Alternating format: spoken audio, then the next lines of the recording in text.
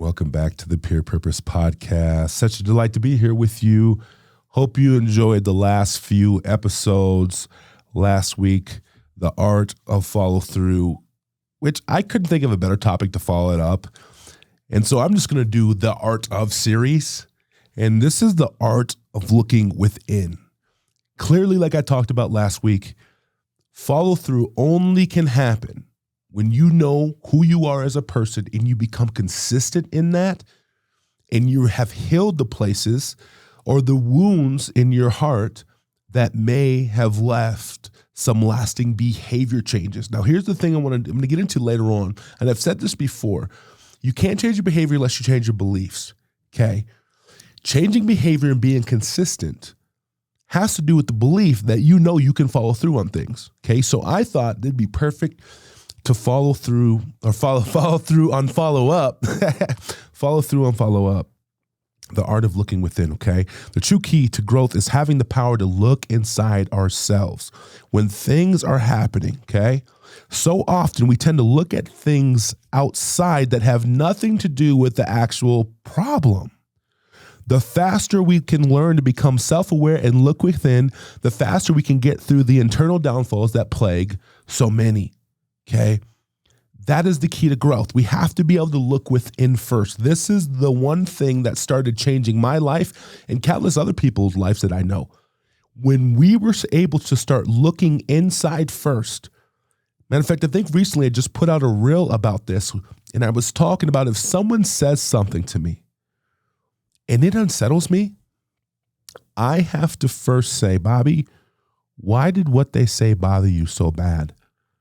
Because there was something in me that was not handled in that area that they spoke to. Okay? And so the art of looking within is what makes us actually grow as a person. And I'll promise you that it takes takes off the toll of the drama that you experience in your life. A lot of people say, I don't like drama. No. If you are in drama, you like drama.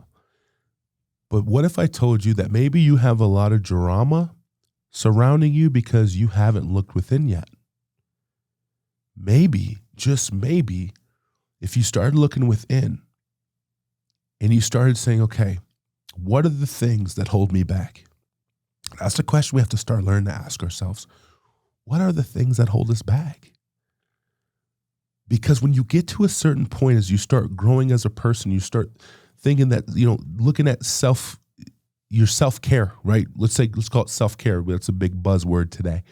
But when you start looking at your self-care and you start looking at the things, okay, that you need to do, okay, when you start saying, all right, what's holding me back? When you start asking that question, that means you've grown a lot, okay? So I'm going to kind of spin this a little bit today, and I'm going to talk to you about maybe why it's hard to look within. And then I'm going to give you some stuff at the end that you can start applying that's really going to change this thing for you, okay? And being able to look within. If you can look within, I have a kid, he's messages me all the time. My podcast has changed his life. And he even said, he goes, I think I have an unrealistic expectation of when people need to reply to me when I message them. And I love this. And this is not the first time that this kid has messaged me. He is self-aware. He looks within first. He understands that if he struggles with something, it has nothing to do with anybody else. It has everything to do with him. Y'all, if you are wise in this, you will learn that the people around you will actually show you the problems you have. And I'm not saying that they'll point them out to you. I'm saying that when you bump up against them in the mirror that is them in front of you and you're looking there, they will show you where your flaws are at, because you're going to see every single thing that bothers you about them or a situation you encounter with them. And it's probably because there's something in that area that you have not dealt with. Okay? So here's why it can be a little hard to look within. The pain can be too much to acknowledge. Sometimes it's easy just to ignore the pain and you want to stuff it down, okay? And it's easier to put blame on someone else because it's a temporary relief though the problem doesn't ever fully go away. And so the pain can be too much. And instead of we wanting to look in at that, okay, we say, no, I'm not going to do that. It's too heavy. I'm going to blame them. And I promise you, the more that you blame people and the more that you don't acknowledge what's actually there, the more it's going to implode on the inside of you. And I'm telling you, it doesn't feel good. Okay. Also, we lack the self-awareness to understand that we are in control of regulating our beliefs and emotions. One of the things we have to get better at is emotional regulating ourselves. And we have to regulate our beliefs because our beliefs are a big part of our behavior. What we choose to believe in our heads is what is going to play out in our lives. Okay? And so that's why it can be hard, because we can't regulate ourselves. I remember for many years, I lacked emotional regulation. I couldn't bring myself back to center. It was the hardest thing. And I would let the circumstances around me sink me like the Titanic. It wasn't good. Okay. Another reason is the lies have already been programmed in our brain. We've already believed, right? The pathways, we've already believed the things that we've chosen to believe. Okay. We always tend to go with the story in our heads, as that seems to have the most logic. And I get that. The story in our heads will seem to have the most logic. But that doesn't mean just because it's a story in your head that it's always true. And just because we believe something, it doesn't actually mean it's true. This is where we have to understand that because we believe it doesn't mean it's true or it's happening. Okay? We have to choose to believe the right things. If you believe that you can't trust someone or anyone because of what one person did to you, I understand that you can't trust maybe one person or two people, but that belief doesn't mean you can't trust everybody. Okay? And that's where we have to understand the story in our heads isn't always true. And so you can start asking yourself, this is the story in my head, but is this actually true about the situation? Right? So we have to understand that today. There will always be the main problem if we don't learn how to heal our insecurities. Okay? This will always be our main problem if we don't learn how to heal our insecurities that have been developed. Okay? They will become the reality that we live in. A lot of the times the fear that we feel and that we believe about things actually lives out. It plays out. And you guys know I'm a believer in Jesus. This is actually scripture. This is actually in Habakkuk, that the things that we fear, I believe it's in Habakkuk, the things that we fear have come true. Okay? I just want to give you a little support in that. But if we believe the lies in our head and the story in our head, and that's the foundation that we're living from, this will always be the main problem. Okay? We have to learn how to heal the insecurities inside of us. Just because you think it's true doesn't mean it's actually true. Right? Use it like this. You can say, all right, everybody hates me. That may be your story in your head, but I promise you that's not true, because I guarantee there's at least 1 to 3 people that don't hate you. Okay? But if that's the narrative we live from, think about it. You start living from that narrative, that's what you're going to think. It's always going to be that. Everyone hates me. Everyone hates me. And so you're going to live your life, and you are going to have that impact in your own life if you live that way, because you're going to push people away and then people won't get close. And then therefore now you lose your support. You lose your ability to open up to people. You lose your ability to even know what's there to heal from. It's just all bad. Okay? One of the things we have to understand is this. People in our lives, they only act as mirrors. Okay? They will reveal the things inside that may not be quite right. Okay? And I will tell you, misplaced responsibility will always be an excuse to place blame. Misplaced responsibility will always be an excuse to place blame. Okay? if we always look at other people as our problem and we got bumped and we point outward, we're never going to take responsibility for ourselves. And you will end up getting some really bad things dealt to you in life. If you can learn to look within and have big self-awareness is key to emotional regulation, to believing the right things. Okay. Your life automatically gets easier. And then you realize that not everyone's always the problem. I know it's easier for them to think, for us to want them to be the problem. But I promise you, it doesn't go away. Okay. Here's another reason. It's easier to blame others. One of the biggest things that happens is we get used to never thinking we are the root cause. So we build a life of what I call the blame game. Well, how can it be me? I'm offended you even think that I had anything to do with this. No, you did. You did. But if we never think we're the problem, guys, that is not real. You are living in fantasy land if you think that. We're human. We're going to make mistakes. We live out of our experiences. We live out of the things that have happened to us. So we have a part to play. You know? So understand that. If we continue to play the blame game, we're going to miss major opportunities to heal. And from the pain that we have experienced, if we choose to be a powerless person and always look outward. Powerful and powerless people. Here's the difference. Powerless people always think that they're the victim and that everyone else is always the bad guy. And you think that every situation you encounter, you are not strong enough to handle in a good way. Powerful people say, you know what? I'm not the victim.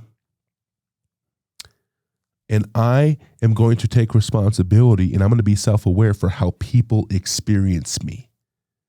We are responsible for how people experience us. Okay? I see a lot of powerlessness in our society today. Everyone playing the victim and everyone else the bad guy. And sure, for a while, you'll get people to agree with you on that. You can lump in people. Again, if you go to 20 people and ask them a question, at least one of those people is going to give you the answer you're looking for. Up the odds of people you ask, the more potential you have for someone to agree with you. Go to 100 people. You'll find a majority of people in that group probably, if not the majority, at least a handful of people that will agree with you. But that doesn't mean you're right, right? That just means that you have found someone that's going to agree with what you want them to agree with. But the real powerful people and the people that look within, they show up themselves and say, hey, I'm not going to let you do that actually. That's not going to be good. I'm not going to let you blame something on someone else that you were responsible for.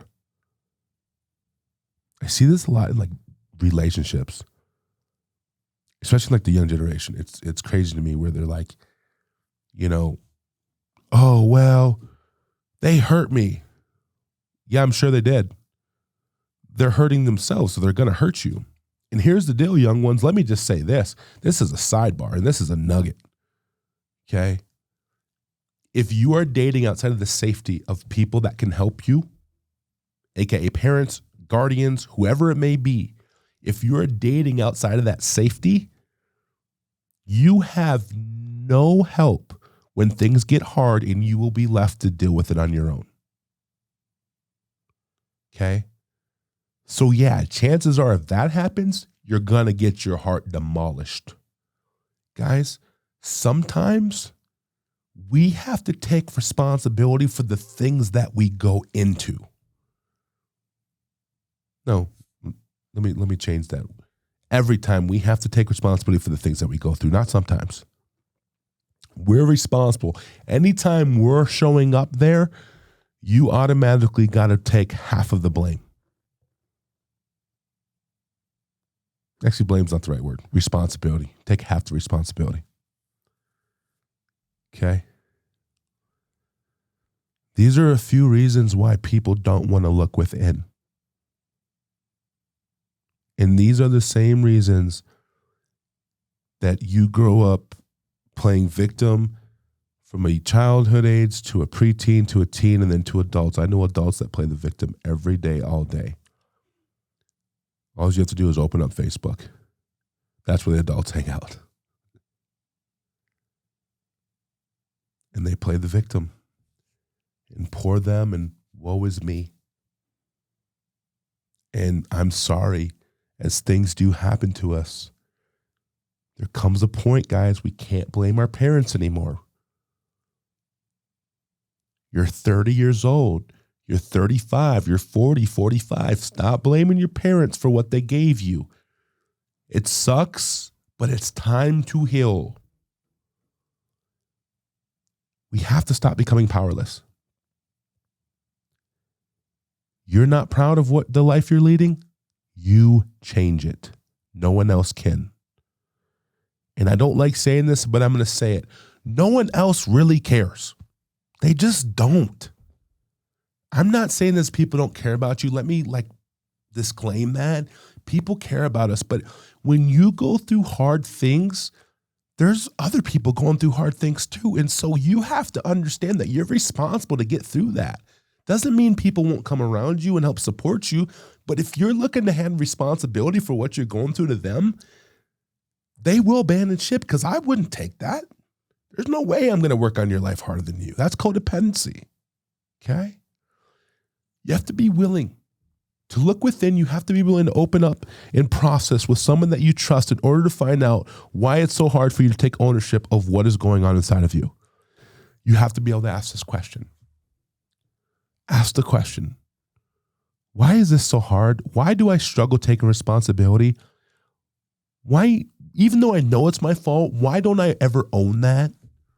Why do I always want to be the victim? There's a reason, y'all. It's because you're powerless. Stop being powerless.